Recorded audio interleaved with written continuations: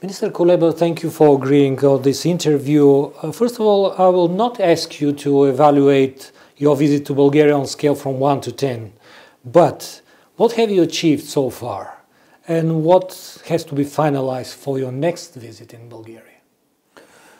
Well, the main outcome of my visit is, of course, that I now have a clear picture of what is possible and what is not possible in this country. You have a very peculiar domestic political situation, so some decisions are possible and some seems not to be possible. But also it's important to mention that we had a very detailed conversation about this legal status of Ukrainian refugees and how the Bulgarian government will address their needs in the future.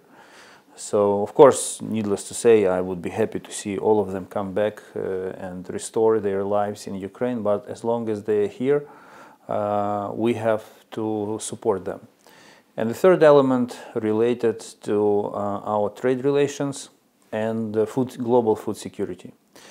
On the one hand, our trade was booming before the war.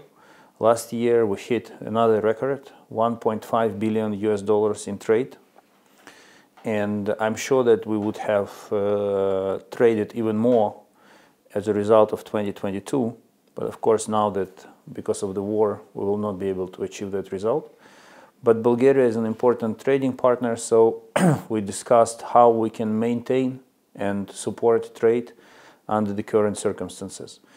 And the last issue is on global food security. You know that Ukraine is one of global food security guarantors, and now that our ports are mined and blocked by the Russian forces, we cannot export all our grain, corn, sunflower oil, and other products. So we have to seek alternative routes by land, and we see a role for Bulgaria in this, and I think that both Ukraine and Bulgaria could benefit from cooperation in this field. So you discussed using Bulgarian ports eventually for grain export? Ports, railways, Danube, and other possible routes. Okay. My second question is, of course, you mentioned it. For one reason or another, Bulgaria does not support Ukraine with weapons so far, or munitions, at least not in public.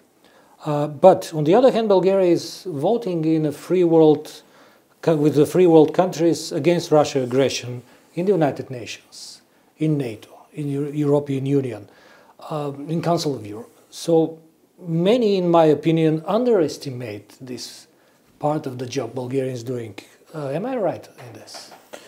Well, I did not notice an underestimation. Certainly, it's not Ukraine who underestimates. We appreciate a very vocal and strong position of Bulgaria in the European Union, in the United Nations, in other international organizations when it comes to supporting Ukraine politically, imposing sanctions against Russia, and supporting European integration of Ukraine.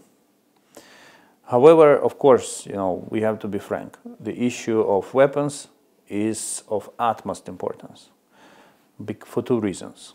First, because every weapon or every bullet that is not given to us results in more death and destruction and war crimes committed by Russian army in Ukraine. I'm sorry to say it, but if we are not able to kill the invaders, invaders kill us. This is an aggressive war. It's a black and white situation. It's black and white situation. Yeah. And those who are reluctant or oppose the decision to provide Ukraine with all necessary weapons, they basically share responsibility for the war crimes and murders committed by Russia in the territory of Ukraine. I'm sorry to say it, but this is the fact. And the second reason is this. It's important to enjoy political support, but if Russia theoretically prevails in Ukraine, all this political support will have no meaning. It's the weapons that really decide, that really make history, that really make difference. And this is why this issue is so crucial. I used to say on a couple of occasions here in Bulgaria that at the moment part of Bulgarian national security is decided in the air and the fields of Ukraine, right? Not part. The security of entire Black Sea region and entire eastern flank of NATO is now decided in Ukraine. And if we continue to believe, which I hope is the case, that Article 5 of the North Atlantic Treaty is in force, then it means that the future of entire Euro-Atlantic security is decided in Ukraine. It is in the best interests of Bulgaria and other countries for Ukraine to win. The last thing that you want to have is a bloodthirsty Russia that wants new victories. Because I understand many will say, well, this is the Ukrainian-Russian problem, it will not touch us. Those who believe so, they don't understand Vladimir Putin. Okay, you are a diplomat during a war, so this is an inviolable role. Nobody would want to be in your place in the current situation. Obviously, the most important thing right now is to stop the war and the bloodshed. But your mission is also to prepare eventual peace treaty, to raise funds for rebuilding your country, to fund guarantors for Ukraine in security, to negotiate a new security architecture in Europe. All this pyramid of topics. Please list in order of importance the priorities in your work among all this that I counted. Well, number one is clear, it's obvious. Number one, weapons. Yeah. Number two, sanctions. Number three, financial and economic diplomacy, let's put it broadly. Number four, security guarantees. And number five, protection of rights of Ukrainians who fled the war to other countries. Okay, then please share a few words about the team you work with, because you have a number of people who are working with you and your ministry. How does a foreign ministry work during a war? Are your employees heroes or just a kind of servants, officials who are fulfilling a professional duty to your country and your people? War is a time when you see real faces of people and you see who is worth what.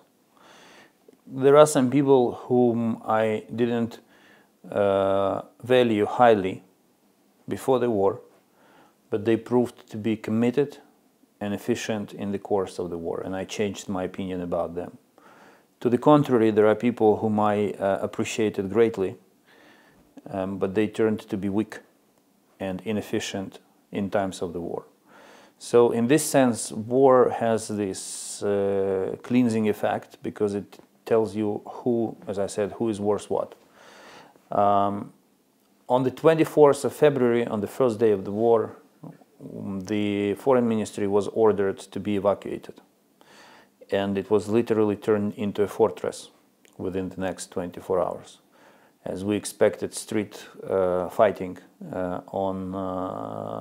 in Kiev, the foreign ministry was supposed to be one of the defensive points. And so when I returned to the ministry 3 or maybe 4 weeks after, I had this weird feeling when you enter the building with, in which windows are blocked with sandbags, the shooting points are arranged for defenders, and you realize that this is probably the only time in the entire history of this building when there is only one diplomat inside of it. Everyone else are army and security people. That was pretty weird. But in general, I'm proud of my team, because even though many left Kiev and they found shelter in different cities in western Ukraine, thanks to internet and messengers, we maintained efficiency of the system, and the system remained under control, even under these circumstances. Okay, 2 questions which are probably not so pleasant, but I'm sure you asked. First one is about the role of so-called radical nationalist groups like Azov, or the way Russia portrays them. Are radical nationalists really a problem for Ukraine? I know they are actually the last fighters defending Mariupol at the moment, but outside of Ukraine, even in Bulgaria, many people are raising questions that they're actually almost Nazis. I have no problems with answering this question. There is nothing unpleasant. You don't have to be sorry, because we are dealing here with Russian propaganda narratives.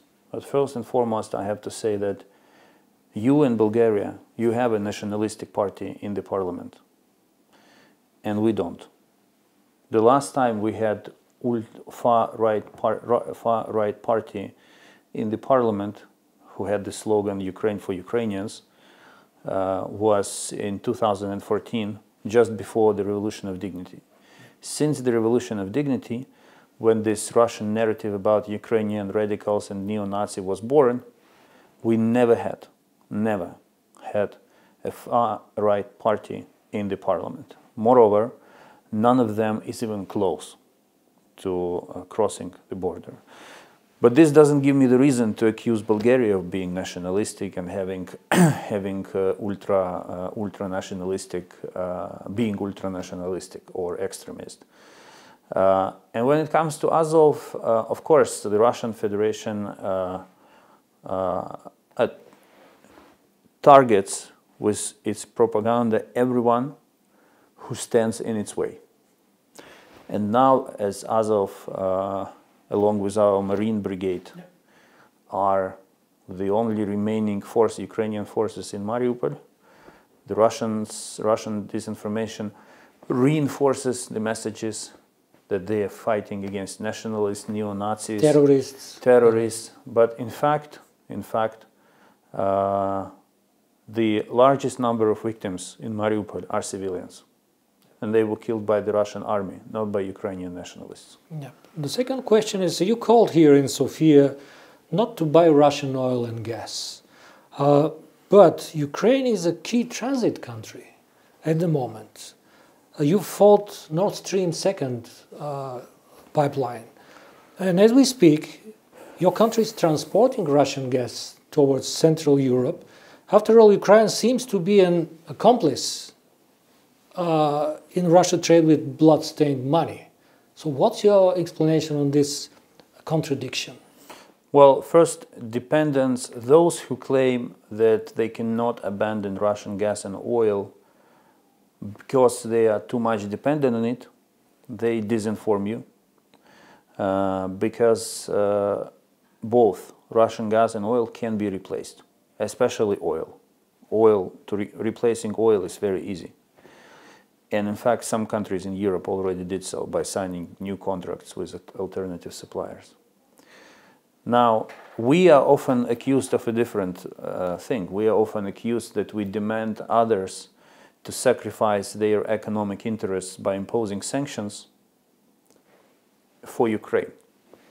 But when it comes to gas transit, I say it openly. We are ready to sacrifice our vital energy security interests in order to get the EU embargo on Russian gas. The only reason why we're still transiting Russian gas is because EU countries buy it in large quantities. And we cannot allow being accused of cutting Europe of gas. And you're part of the contract, we are part of the contract. So the moment Europeans will tell us that we are ready, we prepared ourselves. We are done. We are done. We prepared ourselves for the gas embargo. We found alternative solutions. We will immediately applaud and shut the pipeline down. Because you see what's happening. On the one hand, countries are supporting Ukraine by all means. And on the other hand, they are paying, the same countries are paying Russia for gas and oil, on which Russia makes its biggest revenues. So it's like saving us with one hand and pushing us underwater with another. This is the hypocrisy of the situation. Okay, approaching the end of our conversation, you're traveling the world, and it makes sense that most of your visits are in Euro-Atlantic area. But the world is not just that, and Ukraine now needs the support of the whole world. But how do they view the war in Asia, for example?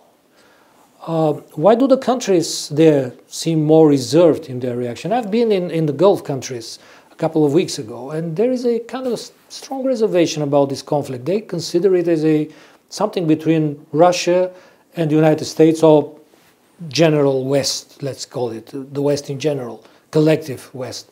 So what's your impression of how the Asians, for example, not talking about the specific country, how the Asians are looking at this conflict? Well, first of all, traveling during the war is a nightmare. So I'm not a big fan of traveling. I came to Bulgaria. I understand you, I came to Bulgaria only because it's a big friend, and there were some important issues that we had to discuss. Second, you are absolutely right.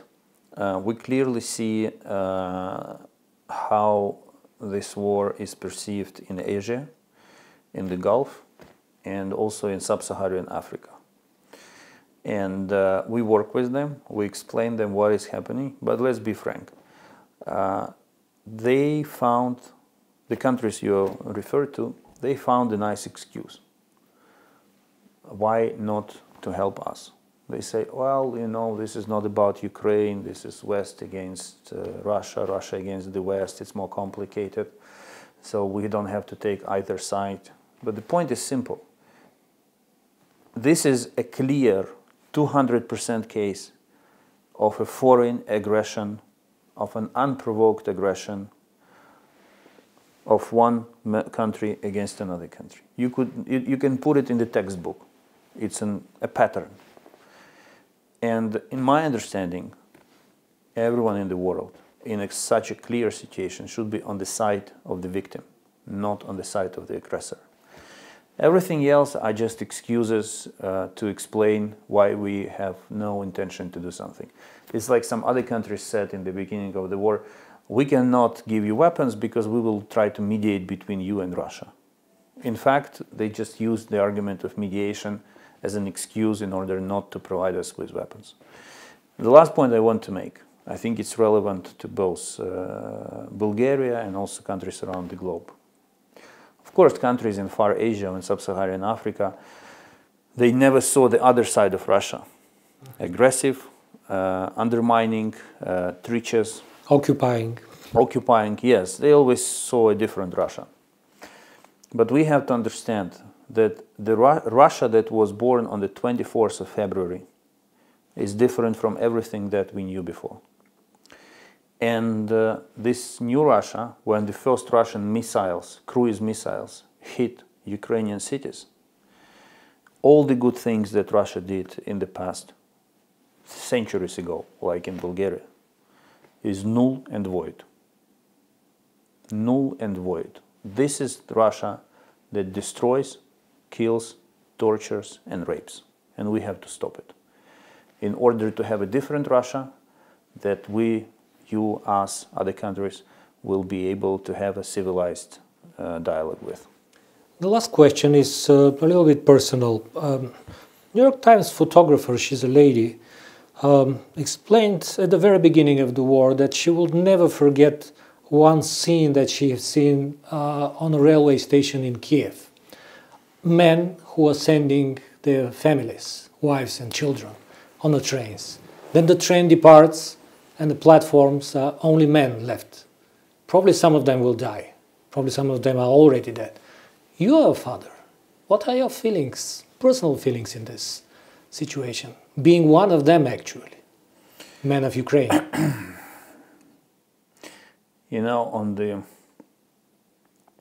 the night from 24th to 25th February, I was on my way back from a foreign business trip. And I was crossing into Ukraine from Poland while my kids, my parents and two of my dogs, they were crossing the border from Ukraine into Poland. In opposite direction. Yes. And it was the last time I saw my kids until now. And my son, he is 15 years old, 16 now. He had a birthday last week, but 15 years old at that time. He hugged me and he said, "Promise that I will see you again." And by the way, some families who came to Bulgaria, they came with fathers. But the moment the fathers made sure that their families are in safety, they returned to Ukraine, and they are fighting. Thank you, Minister, for this interview. Thank you. Slava Ukraini. Героям слава. Thank you.